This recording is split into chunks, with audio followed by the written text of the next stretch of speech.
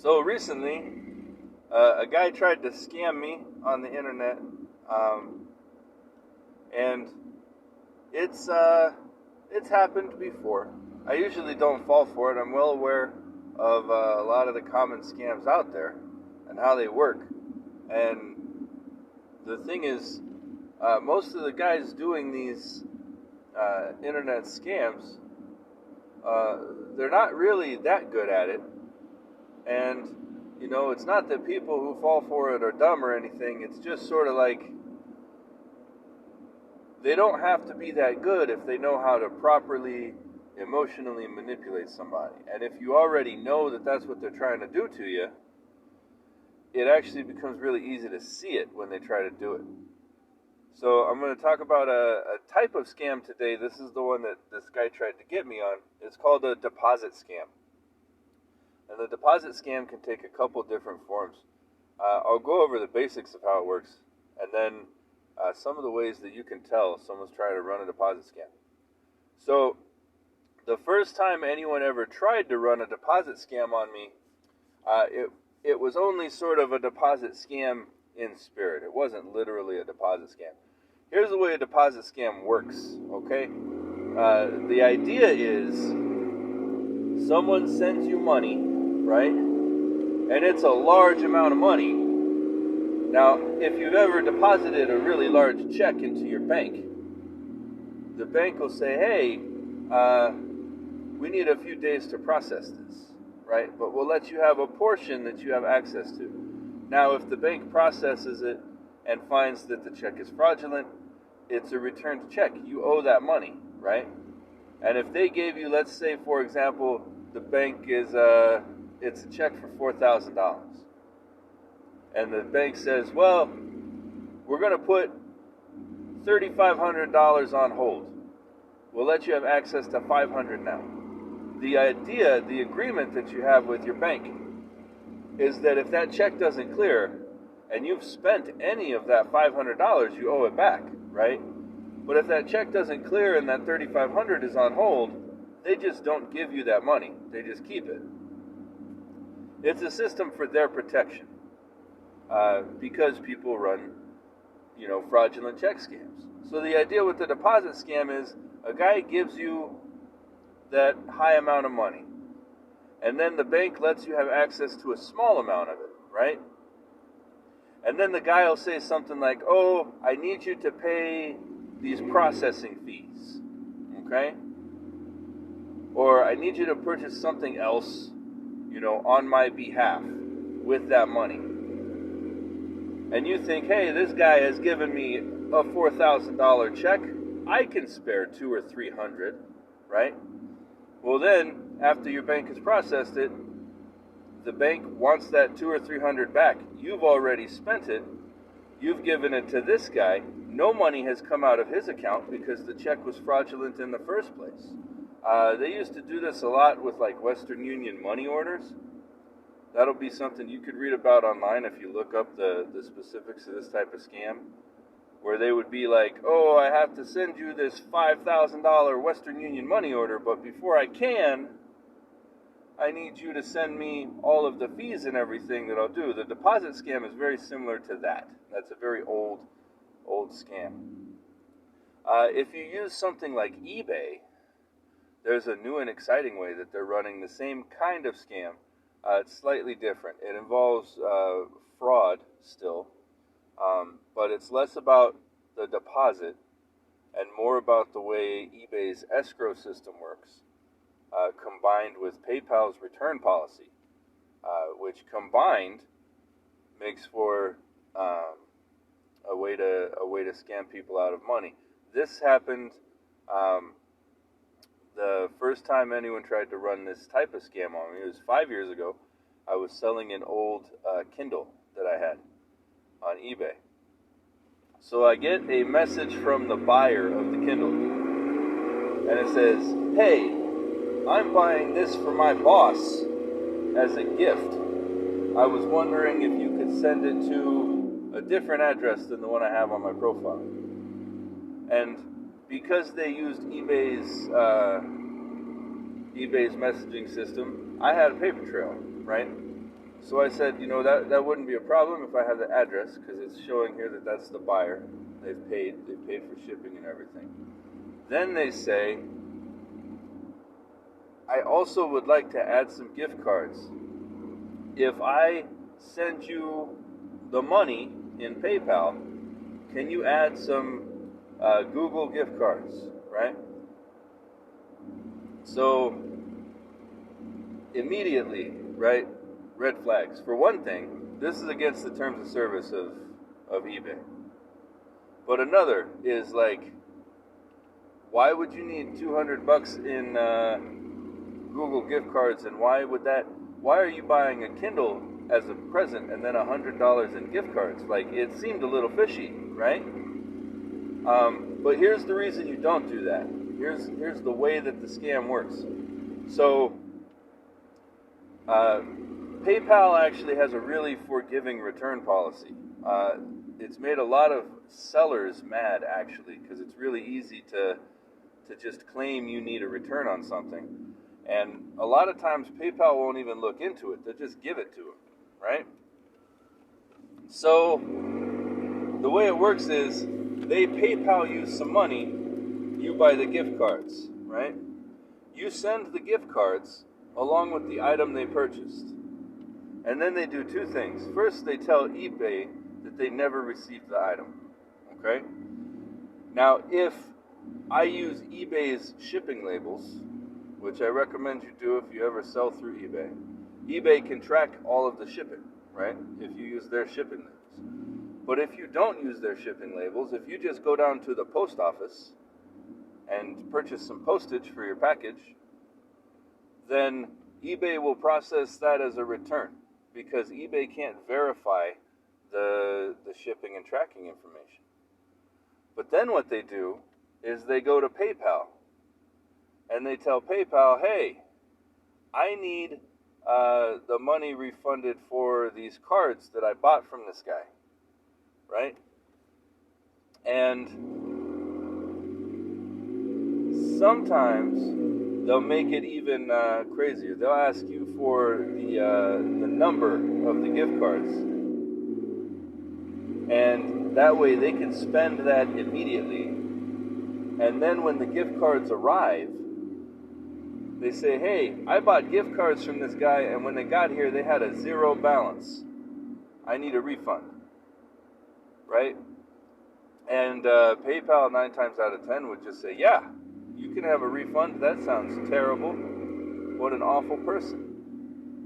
The deposit scam is, I'll tell you the specific story. So I mentioned offhand on Twitter that I am in debt. Everyone who knows me knows that I'm in debt. I've been in debt for like 30 years. I don't have enough money, all right? I'm working on it, but it's a thing. We don't have enough money. We owe more money than we make. It's terrible. So I had mentioned that in a tweet, right? I was kind of joking around about it. But a guy asked, like, what do you need today? And I was like, oh, if you could send me $3,500, that would be fantastic. So then this fucking greasy-looking guy shows up in the replies. It says, DM me. And I look at his tweet history, right, on Twitter. The guy has 17 tweets. Every single one of them is DM me or how much do you need? And he's put in his bio on Twitter that he is a Twitter philanthropist. Now, if you're unfamiliar with the term, there are a few rich people on Twitter that do send people money at random, right?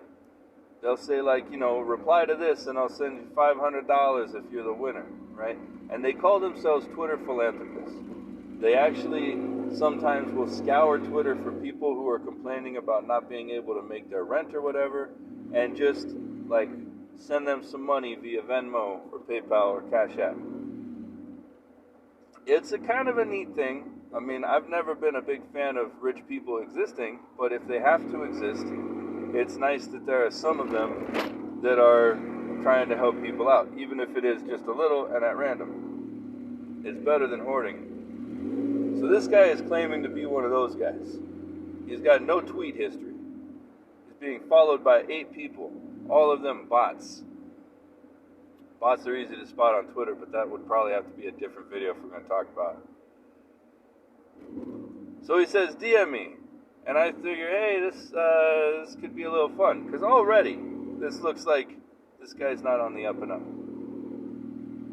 So I sent him a message. I'm like, hey, you said to DM you. And he's like, hey, I saw that you're having some financial issues. How much would take care of your financial issues?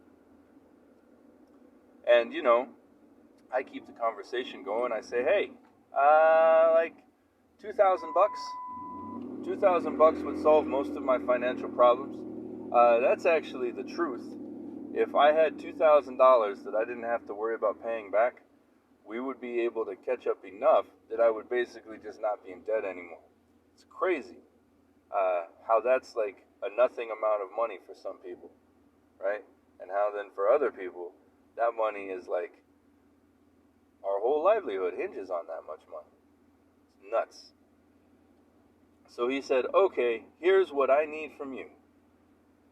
He's like, I need your name, I need your email.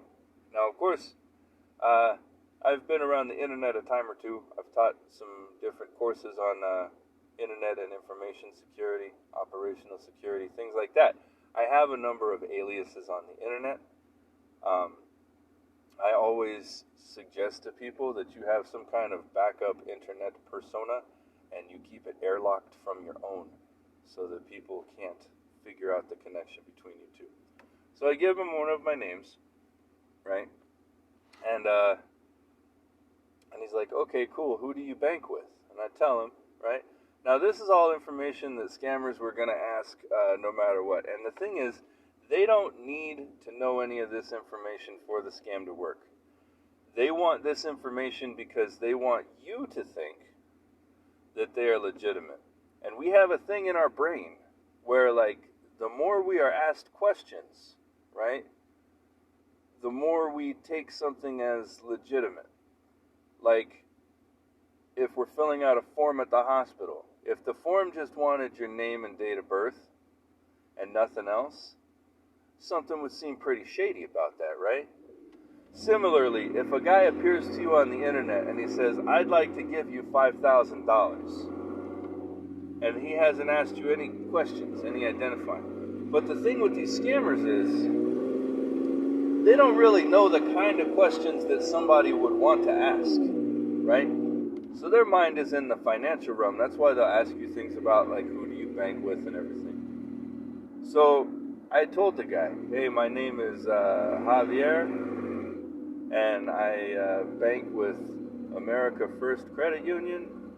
None of this accurate, right? And he says, okay, here's what I'm going to do. I need a promise from you that you are going to pay this forward. I'm going to send you more money, and I'm going to give you a list of people who are in need of help. They need to pay their rent. They need to pay for bills. They have hungry children.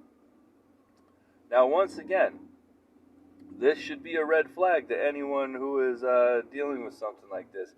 If a guy offers to send you money on the condition that you send it somewhere else, that should be a major red flag, because unless he's doing something shady, there's no reason he can't send the money himself, right? But remember, he's telling you sob stories about people that can't pay rent, people with hungry children, because the whole point is for you to not think rationally about what he's asking you to do. It's about emotionality and guilt, right? So I say, yes, of course, I would obviously pay this forward. I'm not a greedy person. I like helping people, right? That's what he counts on. He counts on you thinking that you're a good person. Okay? Joke's on him. I haven't thought I'm a good person in fucking decades. So he sends me a check, all right? Now, up to this point, There's a lot of places where there should have been red flags and you should have caught them. But if you didn't, that's okay. Because the next one, they screw up almost every time. All right? He sends a check. The check has his name, his company name, right? And then all the other check information. It says, please deposit this check within the next half an hour. Now, once again, if this guy was rich enough to be doing Twitter philanthropy, then he would know that the banks aren't open at 11:30 at night when he's sending me the check. Which means it wouldn't be within 30 minutes. Like, that's a rush job, right? By the way, I didn't deposit the check. I need you to keep that in mind for what's going to happen in a little bit. So, I take his check. I look at it. He's got a name. It does match the name he said. The email address that he sent the check from does not. He claims this is his accountant. Okay? So, this guy, who is allegedly based in Chicago, right? So I know what time it is there. He's got an accountant working for him who is willing to write up a check, print it out, scan it, and email it to somebody at like 11 in the evening. All right? There's another one of those red flags. But even if that doesn't set off any bells, I look at the check. His name doesn't belong on this check. I can tell it doesn't belong on the check because the name is at an angle that is different than the rest of the text. What had happened is he had a check from somebody, and instead of doing the smart thing and like printing over the check or photoshopping onto the check, he had taken his name printed out. I'm assuming this is a false name. I keep saying his name, that's just because it's the name this person was doing business as. I am hoping this guy wasn't so inept that he was using his real name. But he took the name, printed it out, cut it out, and then pasted it onto the check. Okay? Now, I can see that it's at a slightly different angle, but here's the important thing. The check he's got is for a nonprofit organization. This nonprofit organization does help poor people who need help with their bills, right? I know because I have Google and Bing. I highly recommend you use Bing. A lot of people don't know this, even though YouTube's a Google platform, so let's hope they don't destroy the views on this video. But Microsoft Rewards, you earn reward points for searching on Bing. It's not a lot, but it's something. It's kind of neat, right? So I take a look at the internet. I see that this nonprofit does exist. It's a real thing. But another thing that he would know if he was really a rich guy philanthropist is that if you work for a nonprofit, right, and your job is to help people with that nonprofit, like, you're not allowed to just write a dude a $5,000 check. Like, there's always some kind of application process. There's paperwork to take care of. You can't just say, here's $5,000, we're going to write it off to the nonprofit. It doesn't work that way. It's super illegal to do it that way, especially with as much as $5,000. So I get the check and I tell him, hey, I got it. I just got it deposited, but it only let me have access to $300. They're holding the rest until the 17th, which is a week away. And he says, okay. And then he sends me a Cash App address, right? He says, hey, Cash App that $300 to this person. They need help with their bills. And I was like, no. And he says, what do you mean no? I said, it says the check hasn't cleared. If I spend that $300 and the check doesn't clear, I owe that much money. And he was like, excuse me. You told me that you were willing to do this. And I said, absolutely, I'm willing to do this. I will send this person $500 after the check clears. But before the check clears, I have to take care of myself as well. And as much as I need this money, I can't risk that. So then, the guy, he says that I'm claiming he's a scammer, which of course I am. I haven't even used those words yet. The guy probably thinks I'm onto him. And I say, look, I can't even spend that $300 on myself. Now, if I can get this check clear, or I can have some kind of assurance from you that you're on the up and up, like some kind of proof. And so I went back and forth with the guy for like a day and finally convinced him to send me $50. Okay? On the condition that the day the check clears, that very moment, I would send him the money. Now, here's what I'm thinking he was counting on, okay? He's counting on the fact that a lot of times if you have a fraudulent check, it'll take about a week for the bank to give you access to it, but it still takes a couple days after that for your bank to talk to the other bank and ensure that the check is legitimate.